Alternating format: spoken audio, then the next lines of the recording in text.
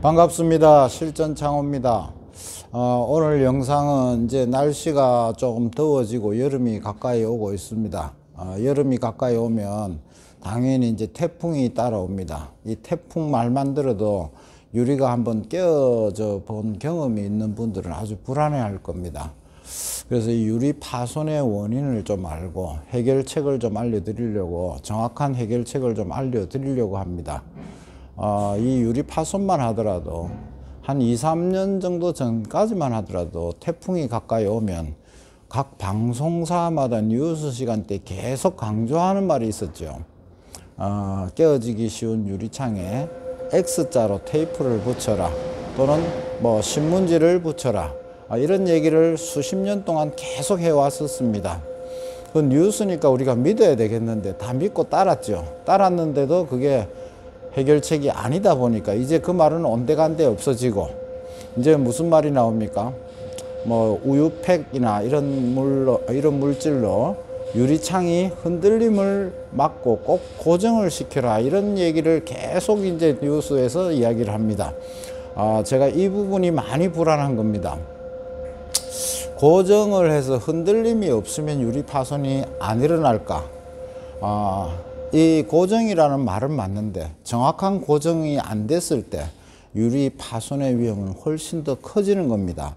그래서 이게 지금 뉴스지만 우리가 조금 생각해 봐야 될, 조금 부족한 뉴스라는 거죠, 정보가. 그래서 그것을 이제 조금 더 이해를 하셔야 되는데, 우리가 태풍이 강도가 세면 만약에 7층이든 10층이든 고층의 유리가 그 층, 그 라인에 있는 유리들은 태풍 강도에 의해서 깨진다면 그 층에 있는 유리는 전부 다 깨져야 정상일 겁니다만은, 유독 다른 집은 멀쩡한데 꼭 어떤 집만 유리가 깨집니다. 무슨 이유가 있겠습니까? 당연히 거기에서는 이유가 반드시 있습니다. 다른 집 똑같은 유리와 똑같이 시공이 되고 똑같은 샷인데 한 집만 유독 깨진다는 것은 시공에 문제가 있습니다. 시공의 문제가 왜 발생했고 그 시공이 왜 유리를 깨트리게 되는지, 또 그 이유와 그 원인만 제대로 이해를 하신다면 유리 파손을 최대한 막을 수가 있습니다. 그래서 그 이야기를 좀 해보려고 합니다. 먼저 유리가 들어가야 될 창문 자재와 유리와의 이 상관관계입니다. 이 상관관계가 정확해지고 난 다음에 이제 시공의 중요성이 나오는 거죠. 그래서 이 샤시를 보시면 지금 제가 여러 자재를 좀 준비를 해 봤는데요. 이게 지금 일반적인 창문 자재고, 이것은 이제 발코니 전용 이렇게 넓죠. 이제 자재가 이렇게 넓습니다. 이 넓은 발코니용 자재에 어느 것 지금 다 보시면 이렇게 이상한 뭔가가 하나 있습니다. 이게 뭐냐면 오사이라고 그러기도 하고, 일본말로 이제 지비라고 하는 이런 물체입니다. 이게 하는 역할은 당연히 이제 유리가 탈거되는 것을 막는 거지, 유리가 빠지지 말라고 잡아주는 역할을 하는 것인데요. 공통점은 뭐냐면 이 홈에 이게 꼽혀서 이렇게 유리를 잡아줘야 되기 때문에 이 뒷모양은 다 똑같습니다. 이렇게 뒷모양은 다 이렇게 똑같을 수밖에 없고, 이렇게 해서 잡아주는데 여기에서 또 하나의 공통점이 있습니다. 일반인들은 전혀 상상도 못 하셨을 부분인데, 이게 지금 이 공간에 유리가 얇으면 이게 좀 두꺼워지겠죠. 이렇게 두꺼워지고, 유리가 좀 두꺼우면 이렇게 지금 이게 얇아지면 당연히 이 공간은 한정되어 있으니까 이게 얇아지게 돼서 유리가 넓게 들어갈 수 있도록 이 종류가, 오사이의 종류가 아주 다양합니다. 자, 그런데 이 5mm 유리 전용을 이렇게 했을 때 이 지금 여기 공간이 이렇게 보입니다.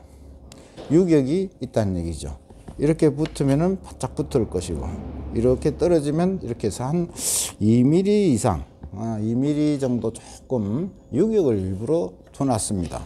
또 우리가 흔히 여기 지금 베란다 자재에도 5mm가 들어가면 이렇게 지금 이 사이에 이렇게 유격이 이렇게 생기게 되어 있습니다. 이 유격이. 자, 근데 5mm를 베란다에 쓸 일은 없겠지만, 이게 가장 보편적으로 많이 썼던 16mm 복층유리입니다. 그러면 당연히 여기는 들어갈 자리가 없죠.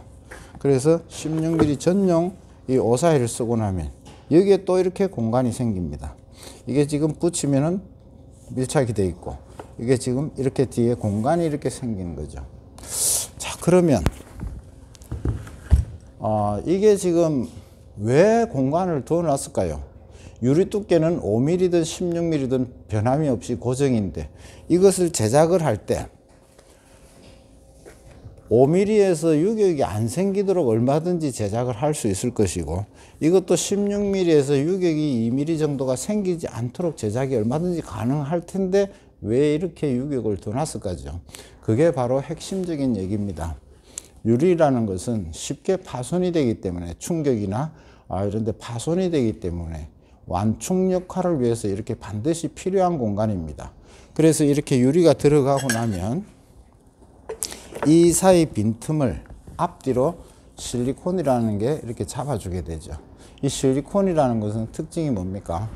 마르고 나면 고무 성분처럼 신축성을 가지고 수축을 조금씩 이렇게 할 수 있는 완충 역할을, 완충제 역할을 한다는 거죠. 그래서 이게 만약에 이 신축성이 없으면 유리가 조금만 충격을 받아도 그냥 깨질 수밖에 없는 것인데 일부러 이렇게 유격을 더 놨다는 것이죠. 그래서 실리콘으로 이제 앞뒤로 잡아주고 고정을 해주고, 실리콘을 안 하고 굳이 딱딱한 걸 하지 않는 이유는 실리콘이 고무 성분으로 수축을 잠깐 조금씩 할 수 있다는 얘기죠. 그래서 여기서 또 보면 이게 이제 24mm라고 요즘 많이 쓰는 24mm가 들어가려니 들어갈 공간이 없습니다. 그래서 베란다에는 이렇게 오사이라는 게 얇아져서 유리 넣을 공간을 이렇게 넓게 하는 오사이가 들어가고 나니까 여기 또 역시 이렇게 공간이 생깁니다. 이 공간이 일부러 더 놨다는 것이죠. 자, 그런데 이게 만약에 설치가 되었을 때 시공이 이제 잘못되거나 조금 부주의해서 시공이 수평이나 기울기가 조금 잘못됐을 경우에 저렇게 큰 창문은 어쩔 수 없이 레일 위에 이렇게 걸려야 됩니다. 이게 레일에, 아래로 레일에 걸려서 하는데 아래 위 시공이 잘못됐으면 이렇게 비틀리게 물리게도 걸릴 수 있을 것이고, 이게 고정입니다. 고정이 됐을 때 무슨 얘기냐면 유리가, 작은 유리는 그런 게 없는데 이게 대판 큰 저 가운데 유리라든지 큰 유리라고 가정을 한번 해봅시다. 이 유리가 고체고 딱딱하고 이렇게 있지만 큰 유리는 저쪽 끝에 이쪽 끝에 둘이서 이렇게 맞들어 보면 이렇게 출렁거림이 있을 정도로 유리가 이제 이런 출렁거림이 있습니다.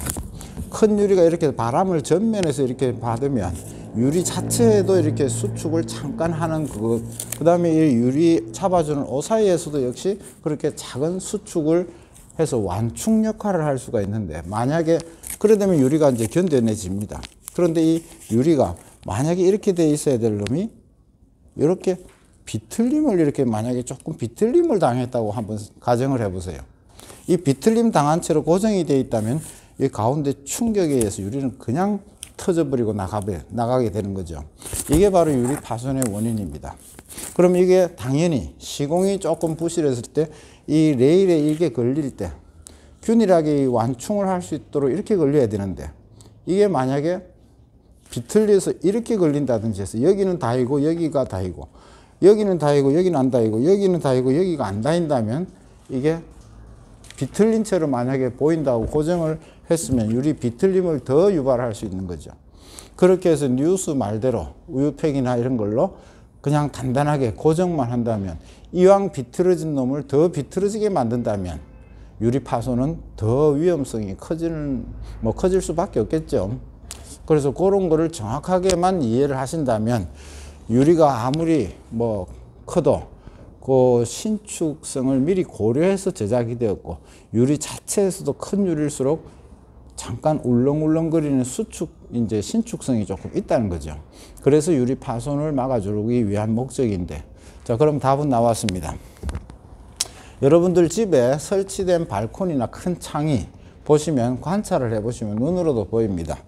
이게 지금 작은 창으로 밖에는 보여드릴 수가 없는데, 이 부분, 레일에 걸린 부분을 보시면 전면은, 여기 전면은 이쪽 레일면에 닿아 있고, 이렇게 만약 비틀어지거나 또는 이렇게 비틀림을 당한다든지 이런 경우가 생길 수 있다는 얘기. 여기와 여기를 보시면 이렇게 지금 작은 비틀림이 이렇게 있을 수 있다는 얘기죠. 이것은 눈으로도 확인이 됩니다. 여기를 이렇게 밑에서 보시면 여기는 닿여 있고, 여기 뒤쪽이 만약에 떠 있고, 여기 닿여 있고, 이쪽 면에 보면은 이 앞이 똑같이 닿여 있고 뒤에가 벌어졌다면 이것은 뭐 조금 기울긴 문제지 정상적인 건데, 만약에 여기는 닿여 있고 여기가 이쪽이 떠 있다면 이거는 어떻겠습니까? 비틀렸다는 얘기겠죠. 이렇게 비틀렸는데 잠금 장치를 해가지고 딱 그냥 고정을 딱 해버리면은, 이게 보이는데 이런데 고정을 해버리면 유리는 더 비틀림이 발생할 수밖에 없다는 얘기죠. 그래서 그것만 해결하시면 됩니다. 그래서 확인을 해 보셨을 때 이제 창문에 보시면, 아, 우리 집 문이 여기는 다 했는데 이쪽은 떠 있구나. 그럼 어떻게 해야 될까요? 이거를 붙여주면 되죠. 그래서 이것은 뭐 굳이 꼭 우유팩이 아니더라도 이런 박스종이라도 얼마든지 이게 수축이 되니까 박스종이든 우유팩이든 이렇게 넣어주면 이쪽이 절로 붙는 경우가 되겠죠. 반대의 경우는 이쪽은 떠 있는데 이쪽이 붙어 있다. 그러면 이쪽을 또 눌러서 이걸 집어넣어 주면은 밀리겠죠. 그렇게 해서 밑에 하부에는 로라가 V 형태로 오목하게 되어 있기 때문에 이 레일 위를 잘 벗어나질 않습니다. 그렇기 때문에 이거는 고정해 놨는데 위에가 만약에 비틀렸다면 그 비틀림을 방치하고 그냥 전체적인 고정만 해줬다면 비틀림을 더 심화시킬 수 있다는 얘기죠. 그래서 그것만 보시면 됩니다. 상부에 보시면은 조금 전처럼 여기는 닿여 있고 여기는 떠 있다면 당연히 이게 같아지려면 뒤쪽에서는 고울 수가 없습니다. 이게 넓어서, 뒤에가 넓어서. 그럼 이렇게 돼 있다면 이거를 비틀림을 이렇게 바로 맞춰줘야 되겠죠.